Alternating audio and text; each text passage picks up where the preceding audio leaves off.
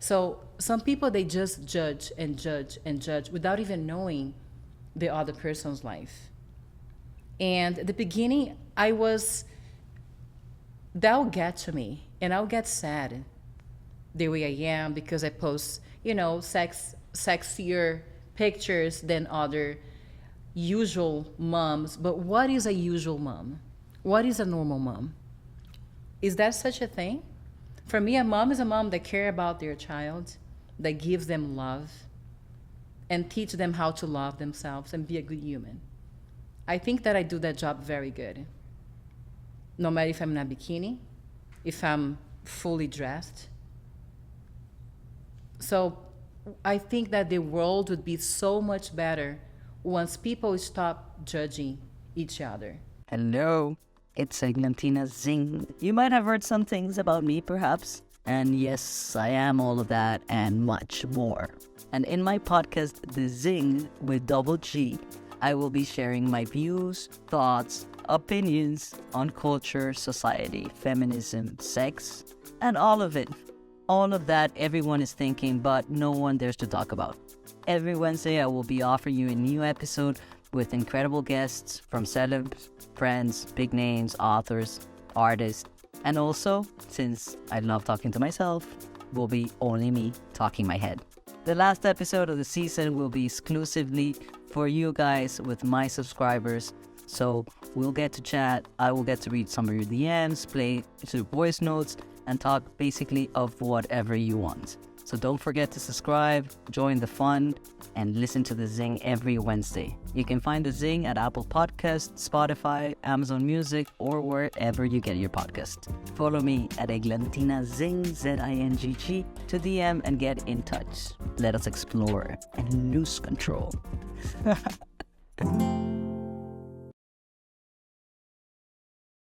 And we're here at the Zing, and I'm taking advantage of this beauty. I'm taking advantage of her. She doesn't know it yet. We're gonna see who picks whose brain. Let's see how we end up with this God. deal of who's gonna do what or what. But thank you guys. This is a new episode of the Zing. Thank you for making this podcast your favorite podcast and tuning in to these conversations that sometimes are super weird, but I hope you find some value in it, and thank you for sharing it and making your favorite podcast. You can tune in the Zing in every platform: Apple Podcasts, Spotify, YouTube.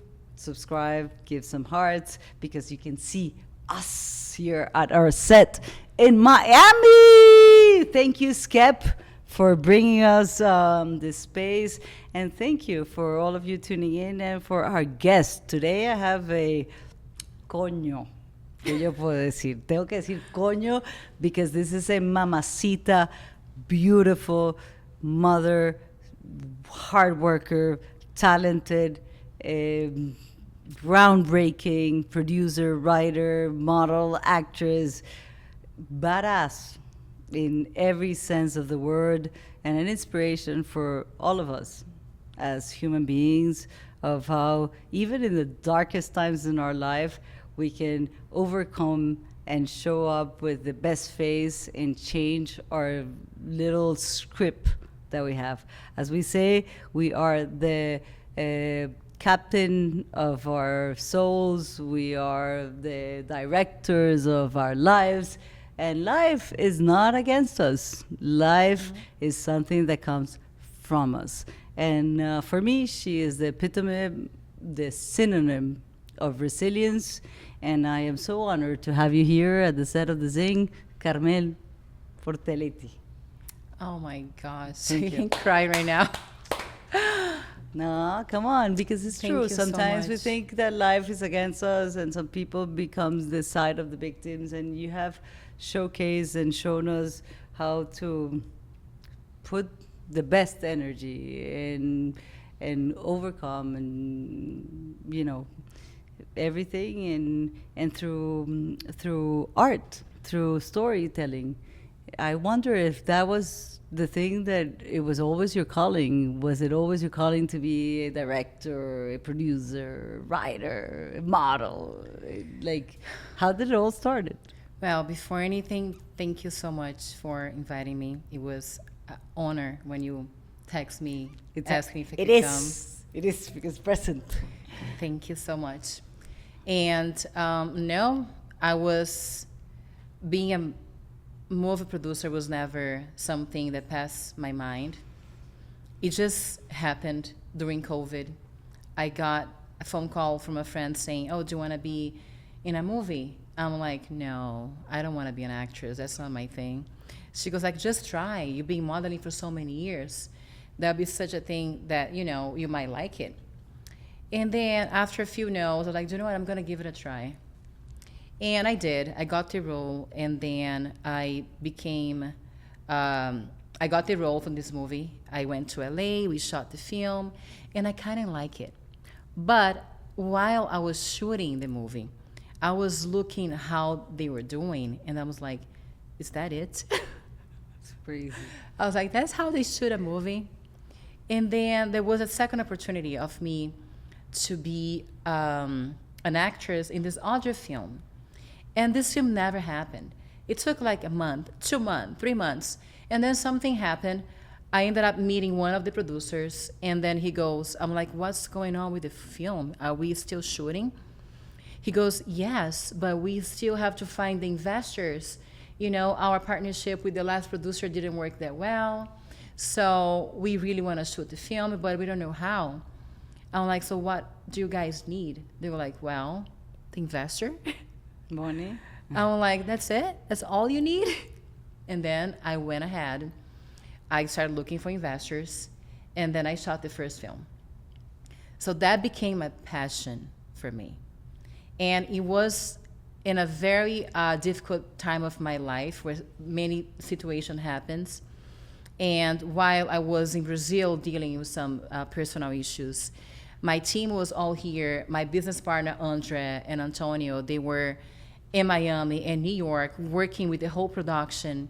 And I was like, guys, let's make it happen.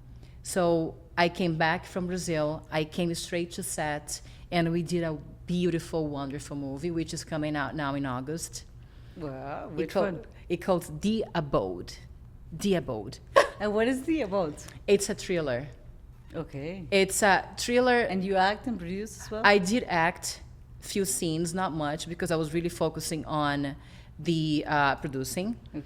And then it was such a, how can I say, like, I was just so proud that I was able to make that happen. And the whole team, they were so amazing. And of course, there was like a lot of struggles, but we ended up doing the whole film. August is going to be ready. So that was the first one. And then after that, I feel like a bug just bit me, and I got poisoned to this Now you're addicted. entertainment Hollywood world. Like, I just love creating. Like, have an idea and how much is going to be the budget, how I'm going to make this movie happen, what actors work. And I'm so lucky that I have such an amazing business partner. Like, he's so creative. He's a writer. Yeah. He is amazing. His name is Andre. I love you, Andre. We love you, Andre. Yeah, I don't know if I met. Leandra met him. So he came here. But not me. Andre, Now, where are you? Now you will. Call me. So I have a Carmel to figure out our things. make the connection. So it was just happening one after another, and then here I am. And then I did a documentary, which I directed for the first time. And this happened when? Around what time? So you start. I started, like, I would say almost 2 years ago, like a year so and a quite half recent, during the pandemic, no? during the pandemic, And right after before the that, but you were involved in modeling in and fashion. entertainment since I Okay. was 14 years old. Okay. So I've done many commercials and some roles as well, but nothing major. Fashion is very different than movies. Very different. It's a whole different world. It's a completely different animal. And I love it. And I love that she calls them animals. I Which will like be the fa- adrenaline. The movies will be the lions, and the fashion will be the zebras. We live in a jungle. I'm sure you have no problem with any instrument. Let me tell you, the last movie, I was almost being a DP. I was See? like, give me that fucking camera. because the guy didn't know what he was doing. I swear.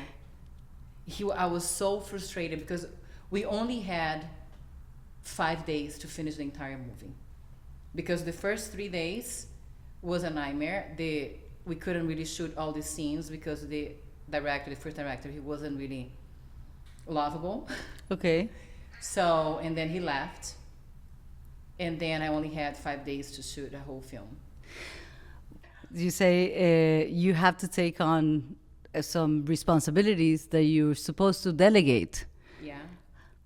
For being successful, they tell you you need to learn how to delegate. Yes. But sometimes you're so detail oriented that it's super hard to delegate because the guy is not understanding your vision. So you take the camera, but that's not Like the way to go. sometimes I feel like it is important to delegate. I see that a lot, but I can't wait for people to do things. If they're not doing right, I'm not gonna be sitting down waiting just because I have to delegate and there is like a position of, producer, director, DP, APs, whatever, ADs that you have to follow. If I'm there, if I can do the job, I'm gonna just do it. I'm not gonna wait for somebody else to do it, because once we in a set and we have a schedule, we have time to finish, am I gonna wait for somebody, or am I gonna help that person, or am I gonna do it myself? I'm just gonna try to do it myself, and if I have to pick up a garbage bag, I will. If I have to go get my actors in the trailer, I will. I'm not gonna be sitting down waiting like a princess. Oh no, let him do it. No, I will do it myself. I feel very related to you in that sense, because we always want to make things, accomplish things. And recently, I have a cup with my foundation, Goleadoras, that we do every year with Nike. But at the same time, so it's like, are we the producers, or we are the ones who implement the curriculum? Are we the one who bring we do the convocatoria for, the spread out the word for other teams to come in, or I'm the one who's building the fucking set or the stage? Yeah. So how do we actually organize ourselves in a teamwork that everybody does whatever they're best at? Because otherwise you burn yourself doing everything because you're passionate about a project and you want to make it through. Yeah. But ultimately, I think the recipe for success is to be able to delegate. I haven't found that. I am hands-on on every single project that I do. And I am so Overwhelmed? No, I am so I have such a high standard for the things that I want that that sometimes it gets really complicated, or, to a lack of a better word, overwhelmed. Yeah. But how do we delegate? How do we find a way of creating a team that everybody can do their part? Because otherwise you're like, man, give me that camera, I'll shoot this scene. Because this is what happened. Scorsese does that. Yes, I think, no, they have. Yeah, it's very challenging, and I feel like once you have a project, you really have to know what everybody's strength is. For example, a lot of people, they like to give opinions on everything, right? That's not going to work. That's a lot of people. So if you have one person and you delegate that to one person only, and then to the other section you have another one doing that's going to flow easily. But once everybody starts to say something about every single sector of your project. Listen, acting, it's Oh my about God, interpretation. Very true. And I grew up in the Amazons, and my neighbors did not speak my same language, were not dressed the same way. And in a way, Carmel, through a common language that at that time was a soccer ball, we connected. So I think people connect, or you can replicate, imitate, and impersonate. I agree. That's what an actress, that's what a great production is, a drama. And at the end, we all relate. So Shakespeare, for years that he's been dead, all his sonnets and poems and stories, are very relevant. They haven't been 100%. like, it's not something they say like, oh, that's out of currency. It's Forever. it's our human nature of how we hate treason, backstab, the drama, and then this. And I wish really we could be a little bit more collaborative. I agree. I feel like sometimes we don't have to talk. Yeah. We feel it. See? Like sometimes a lot of people, they are talking, but they are not really being real. And you can see it. See? You can feel through their like pores and veins that's just like vague words. So vague. Sometimes you quiet with your eyes. That's why I feel like the best actors and actresses out there, they can show emotions to their faces, to their eyes, without saying a word. Right? Let's try that. And I feel that is in person too. Let's try. Well, we're in a podcast, so if you're only listening, you have to tune in into the video because we're gonna try the eye.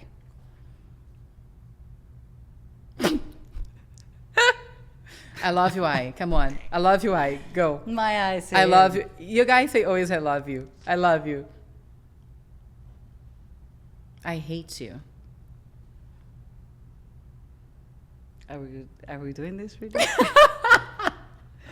Is this a casting? Hello, producers out there. We're doing a casting. I hate you. How do you really feel when you have that doubt or that fear of burning a sponsor, of burning a big deal that you have because you stand up for or to stand up for yourself because you want to be there, or it's a great platform? How do you find the guts to say this is not an invitation, this is a work deal? Or Well, I think that I think you can feel it.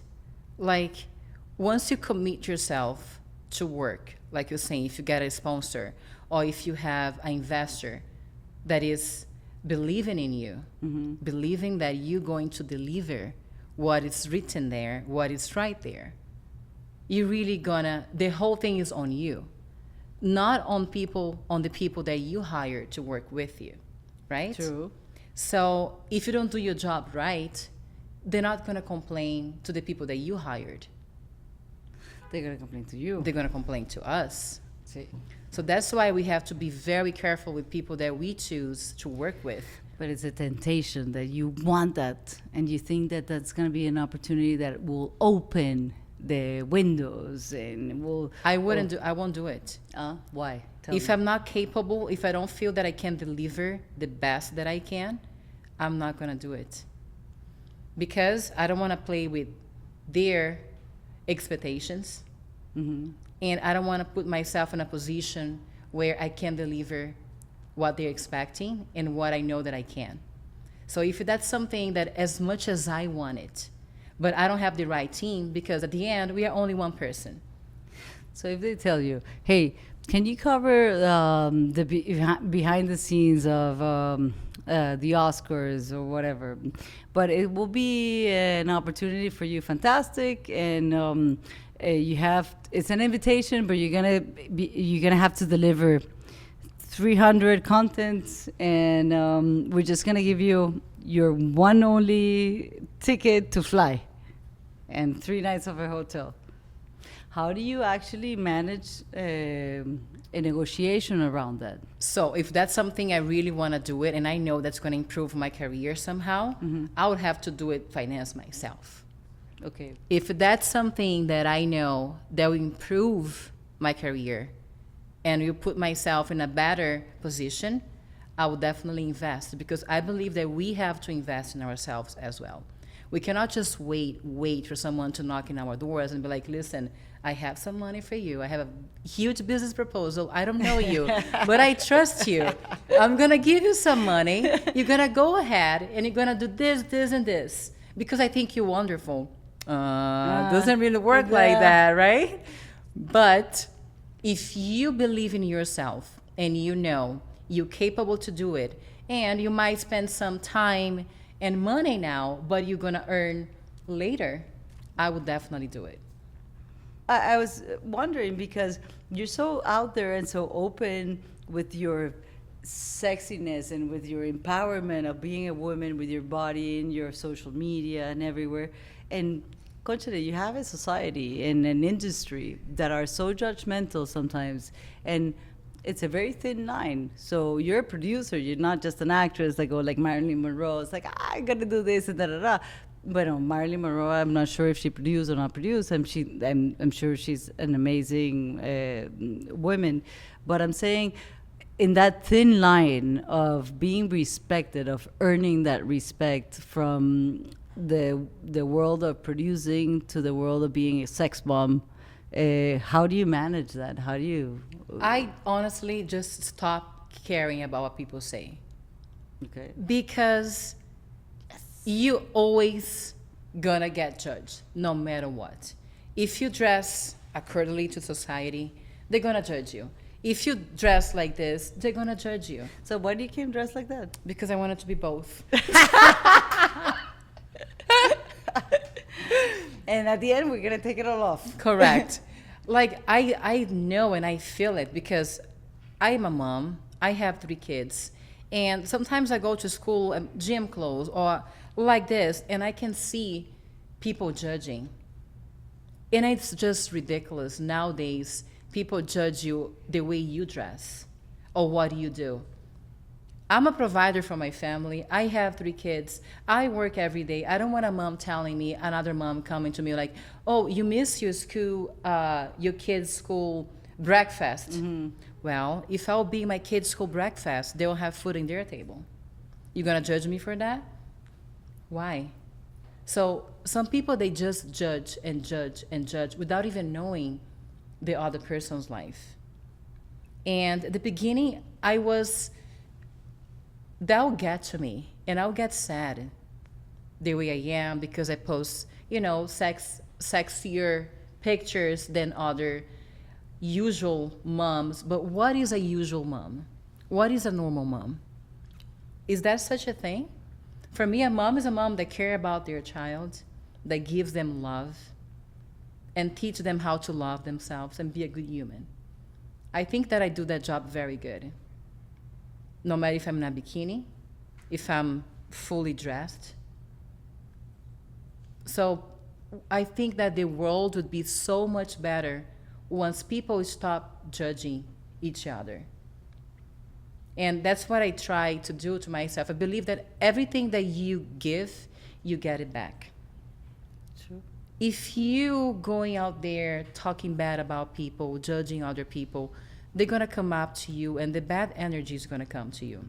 But if you give people love and you know that good things going to come to you, you're never going to stop or shut other people's mouth because they can say whatever they want to say. But if you are good within yourself, if you're good in here, and if you know who you are, if the people surround you that you love and loves you, you should not listen. Because the day that I will start listen to what people thinks about me, I won't leave my house. I will stay inside my house and I won't do nothing. So I'll be depressed. My kids will be depressed and I'll have a miserable life. So I just don't listen. I wake up, I meditate, I pray. I'm not a religious person, I'm a spiritual person. Because I feel like sometimes religion can separate people. They put what is good, what is bad. And I don't need a third person to connect me with the universe, with God. I connect with myself. I sit down and I talk to him myself. Or if you don't want to talk, I say God because I believe in God, but it can be the universe. It could be energy. So I sit down and I'm like, this is me. That's what I want. This is what I deserve. That's how my day is going to be. That's how I want for my kids, for myself. And I wish every day people would think of themselves and their life instead of caring about other people's life. And then they'll be a much better person and a happy person, like we are. No, man, you gave me a lesson. You gave me a big lesson, and I tried, but and I think I've done a pretty good job. But when you're saying that, I'm about to cry, and not to cry, but it gives you the certainty, because sometimes you doubt and you see all the the voices of people, which I've said, actually, on the introduction of the podcast, you probably heard a lot of things about me, because I've always been really affected because of, even from when I was a little girl, in the family that I grew up, it was like called the black sheep of the family, and the school, and always been. Thank God I never really had an understanding of a concept of the black sheep of the family, because I had a dream of why. I always asked why, and I was always sent to the principal's office because I was asking why. So women like you, that the first day that I met you here at SCEP 360, I was the energy. It's it's beautiful.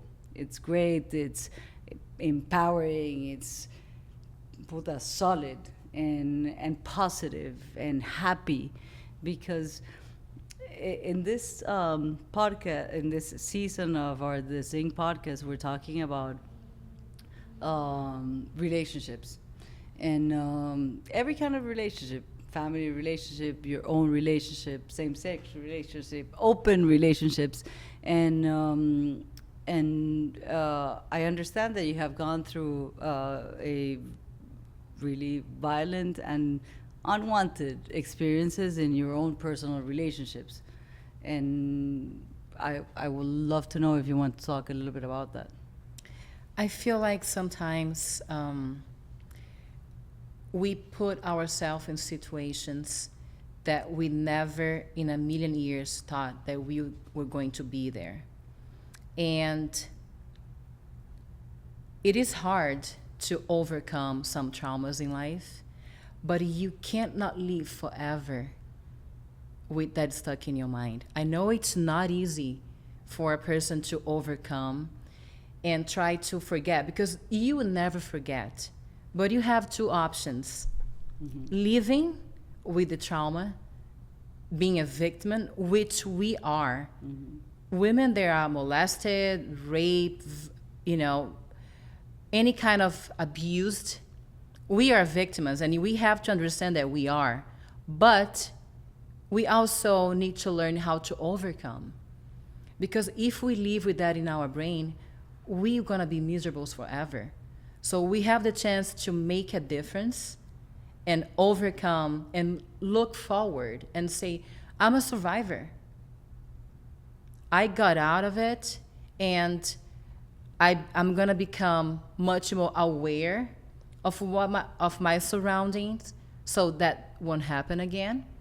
And you're going to fight and share with people in the same situation as you were or as you are. It's not easy for women, for example, to be in an abusive relationship, because that's okay. Let me go back one step, okay? One thing that I've learned is that we have to be silent for a moment every day to listen to ourselves, because the world that we live in, it's so noisy, it's so loud. We have so much information every day. People talking, news, social media, that we don't stop to listen to what we want. When was the last time that you stopped and you listened to your thoughts, not anybody else? Not like, oh, you should do this because that's good for you. Go ahead and do this because that's very good for you. Did you ever stop and be like, okay, let me sit down and let me see if it's that really what I want for myself? How do I feel doing that other people wants me to do?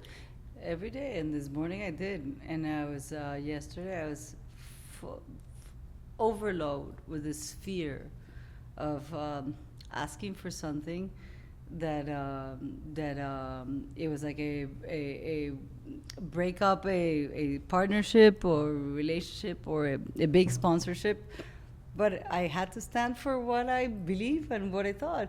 And everybody in my team was telling me, No. "Oh, that's crazy." I was like, "Fucking Eglantina, bruta pero decidida."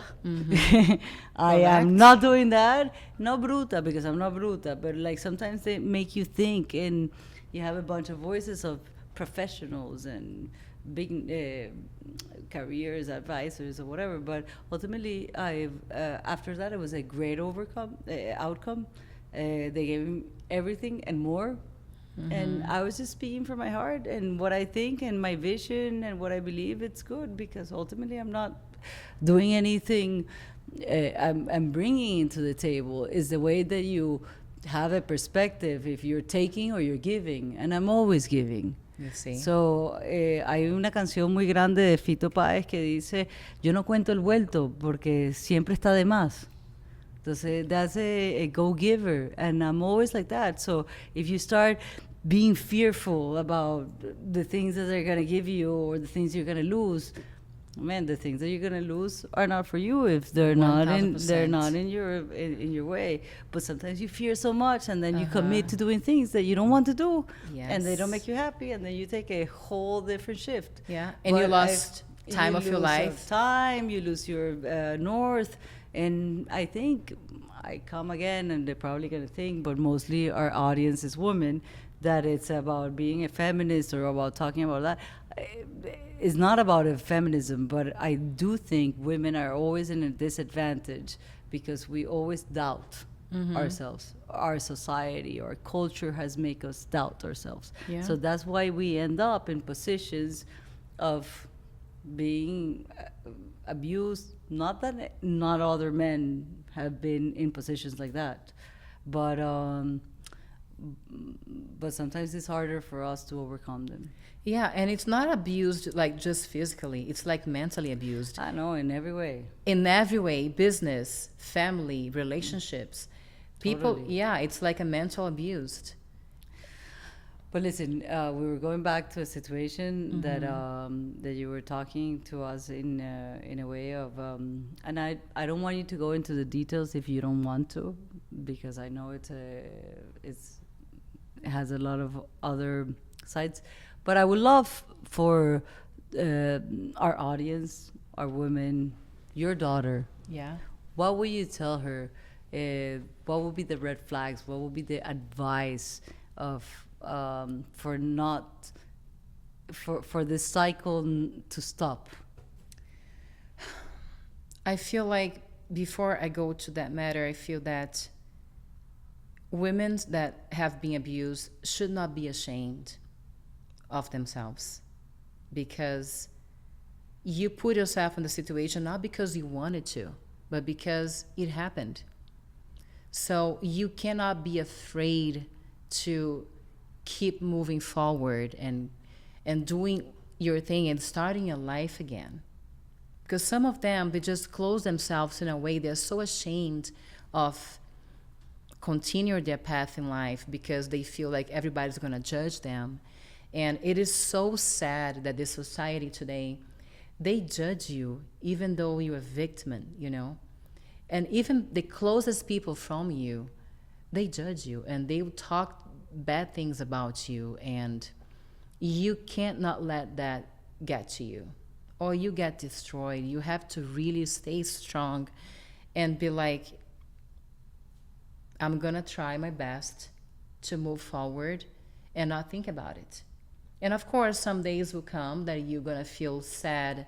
Sometimes it's gonna be sad for you to be in another relationship because you might think that something's gonna happen again to you. But if you're scared of being happy again, you won't be happy. So one thing that advice that I give is that don't be afraid of starting all over again, because the life is so beautiful. And I believe that there are much more lovable persons. I believe that everybody's worth of love and trust until they prove you wrong. So what I tell my daughter is that she has to trust people, but with one eye open and one closed. Like, don't close both eyes. Go like this, to trust people. Carry a knife.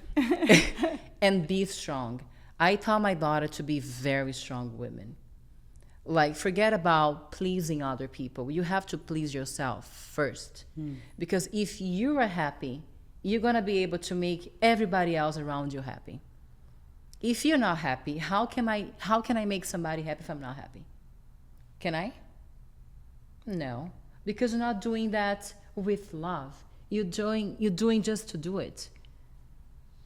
True happiness has to come from love. If you want to give something to a person, it's because you want to give something to a person, not because they're asking you to do it, right? Yeah. So I tell her to position herself in a way that she has to be the first one. She has to be the happy one, the first one, and then she's going to please other people. Because in my life, I used to please so many people, even my family, my friends, and the past relationships, that I'll put myself last all the time. And you can be happy for a few months, few years, but it's going to come to a point where you're not yourself anymore. So where is your needs and what you want? Claro. It goes to the garbage. You just forgot, and then you lose your identity. You become to live the life of somebody else, not yours. So I tell her that she needs to understand herself first, love herself first, before she loves somebody else. How old is she? She's 17. I mean, she's turning 17 in 2 months. Oh, wow. 16. She's going to drive soon, no? Be driving. Oh my God, I'm dying already. See? Because in Brazil, it's 18 years old. Here, it's she could be 16. driving already. It's 16, no? I said, no. No. Not yet. Come on, I she don't tells feel her, "Be comfortable. strong," but no, daughter. There goes the mama, the chicken mama. Does she know what you had to go through? She does. She did? She does know everything. She's seen things? Yeah, she knows everything. I'm very open to my daughter. And how does she... Because... She if felt it. She If felt I it. see my mother going through that, I'll be like, you touch my mother, prepare to die. Yeah, she felt it. She felt it very hard. It was very hard for her. Back then, she was, 14 and a half? So she was a baby. So you had your 3 kids? She's the eldest one, the youngest She's one. the oldest one. The oldest one. Yeah. And And then I have a 12 and 11-year-old boys. And then you went to Brazil and some motherfucker just put you in a house. Yeah, it was a not pleasant situation that I wish never happened to me, but it made me a much stronger person. What made you trust this? I thing? trust people. I So do don't trust people, huh? I do trust people, and I feel that good people trust people, because good people will never do something wrong to somebody else, correct? And how do you get out of there? How was it that you was able to get out of there? It was a long story. We can keep that for next. See, but you escape, you like kick, punch, do we have a No, knife? it was like police and all that. It was, yeah. You were able to call. I was able to communicate, yes. Help me. SOS. Kind of. I cannot just talk much about it now because I don't feel that I'm ready to expose the whole thing yet, because that's something that is still within me. But what I can say is that I'm very grateful that I'm here talking to you, and I'm grateful that I was able to come back home to my family.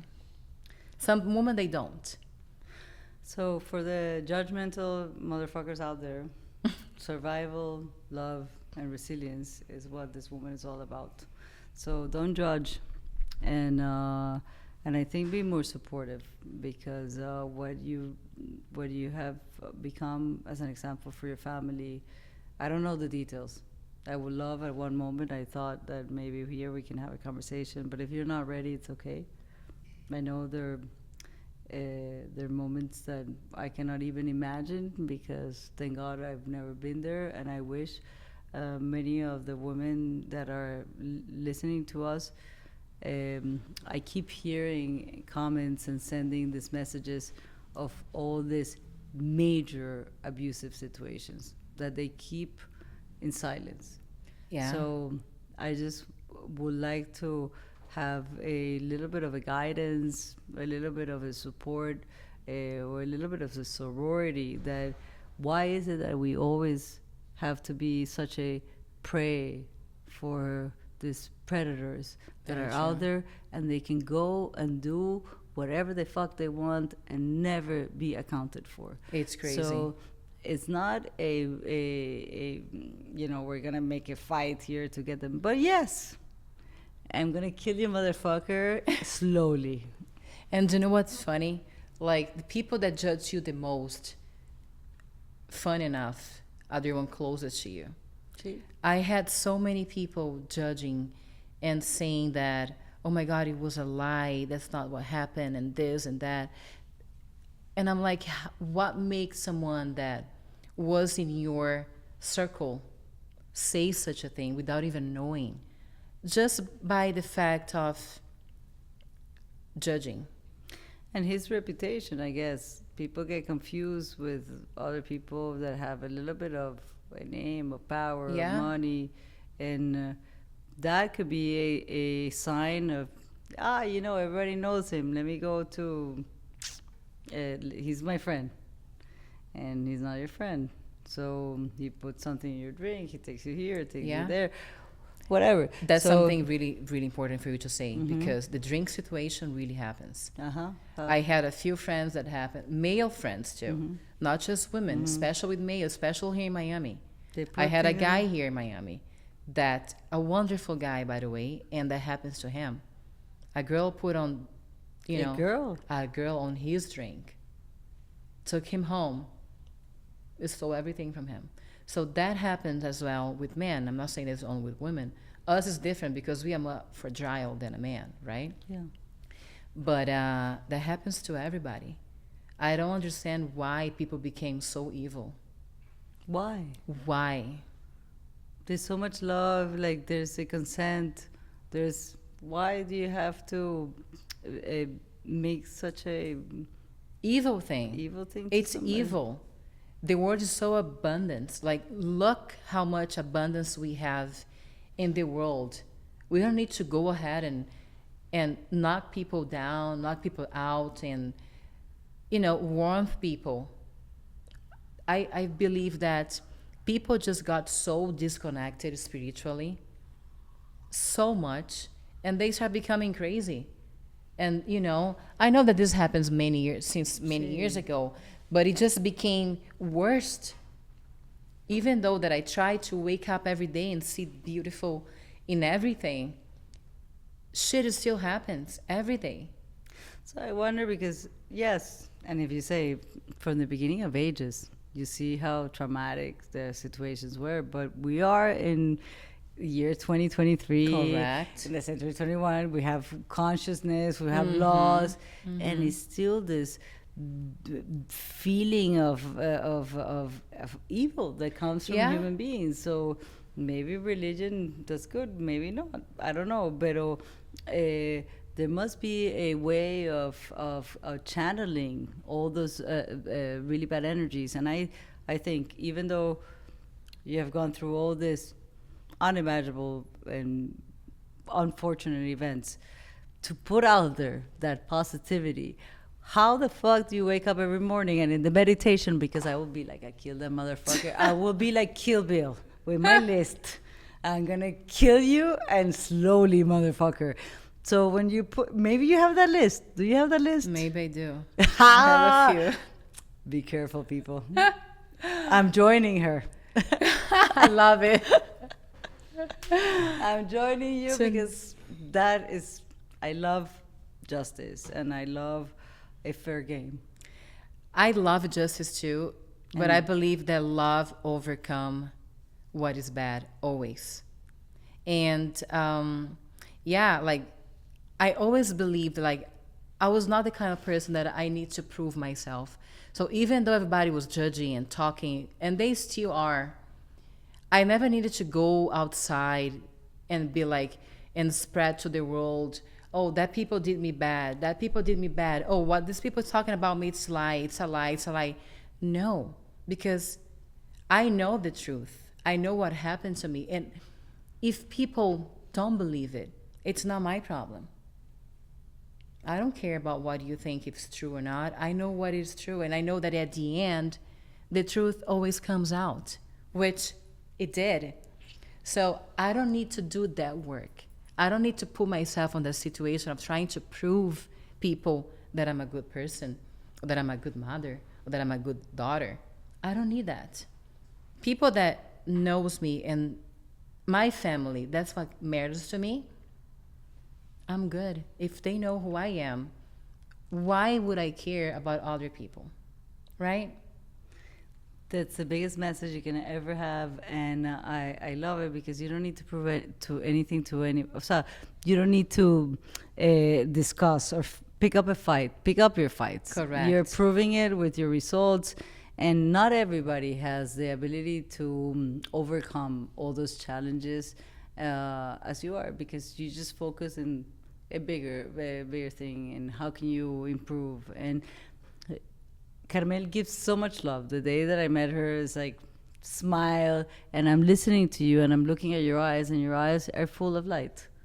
So, man, your kids must be very grateful to have a mother like you. We are very grateful to have you at the Zing and in this world, because there's not that many women like you.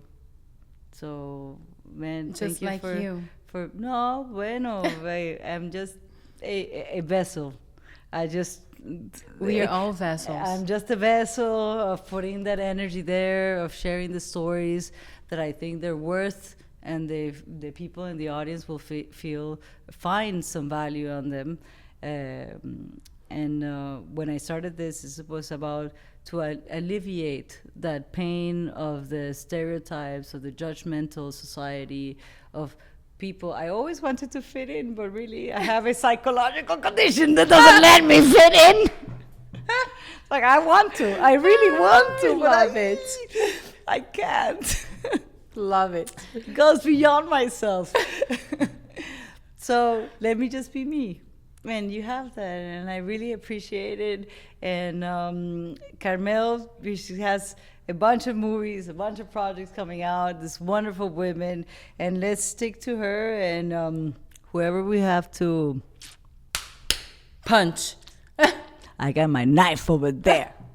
Yes. Or we bring the mariachis and I sing and they will die. Just because I love of my it. ta-ka-da-ta-ta-ta-ta. And then when my voice, they all die. My rhythm, it's crazy. Thank you so much. I am really, really honored to have you here at the Zing. And if you guys have find any value in this conversation, share it, look at Carmel, follow, and check out her movies. She's casting, so if you want to go into any of her movies, check out Carmel Botelli and give us our love in the Zing. Beso, beso, beso. Ciao, ciao, ciao.